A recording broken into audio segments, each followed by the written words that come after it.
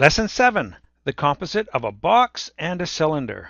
In an earlier lesson, we looked at the surface area of a box, which contains a wall and two circles, one at the top and one at the bottom. You've also done a box.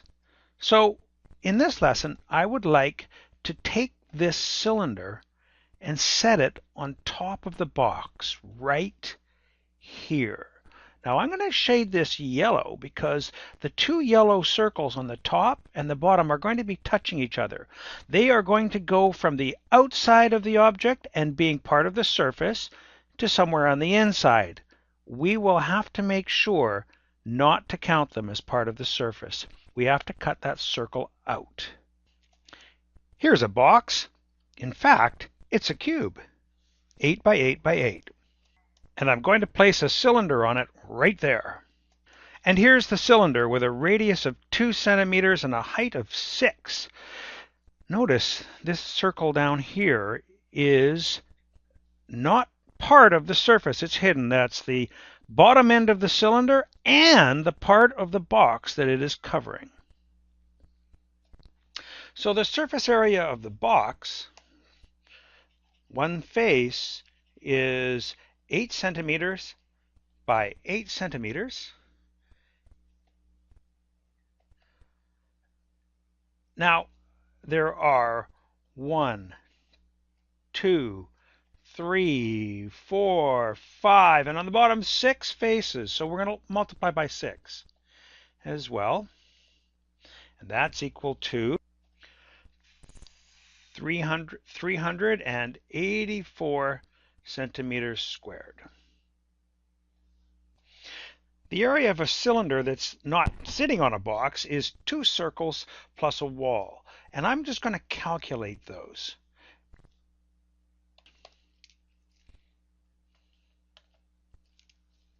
Sorry about that. Got that wrong. The area of a circle is pi r squared, which is equal to approximately 3.14 times 2 squared, which is 3.14 times 2 times 2, which is 12.56 centimeters squared. The area of the bottom of it, which I'm actually going to subtract out later, but I'll just put it in for now, is equal to the same amount, 12.56 centimeters squared. Now that's not yet including the area of the wall. Okay. The area of the wall is equal to the circumference of the circle times the height. And the circumference of a circle is 2 times pi times the radius, which is 2. And the height is 6. That works out to 75.36 centimeters squared.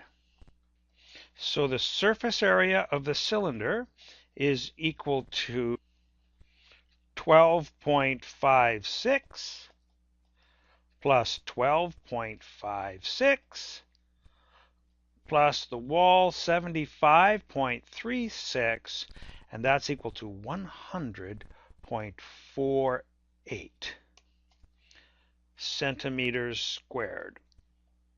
We're now at the most important part. We have the surface area of the box floating in space and also the cylinder, but now our job is to put the cylinder on the box, and we're going to lose 2 circles, the contact points. Let's calculate that. The contact point is the size of the circle at one end of the cylinder. Here once, and the cylinder, and once on the box. Well, we've already calculated that. The contact point is 12.56 plus 12.56, which is equal to 25.12. So we have the surface area of the box and of the cylinder, and we have to subtract from it the surface area of the contact point. Let's just make a little more room for ourselves here. Okay, the surface area of the box and the cylinder touching each other is the box 384 plus the entire cylinder 100.48 minus the contact point, the two circles 25.12. And that is equal to, and I am consulting a calculator when I do this, it's 459.36 centimeters squared. That's the surface area. And that's our answer. You might be saying, wait a minute, I noticed something here. Look, didn't we in fact calculate the surface area at the top and the bottom of this cylinder? And then in the end, didn't we just subtract two of them out?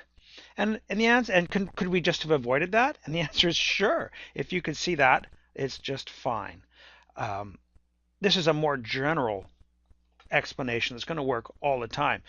But if you saw that, terrific. If you would like now to move on to the guided practice for the composite of a box and a cylinder, or perhaps look at the resources on how to do this a little bit more about cylinders again, and also what happens if the cylinder is hollow. Thanks very much.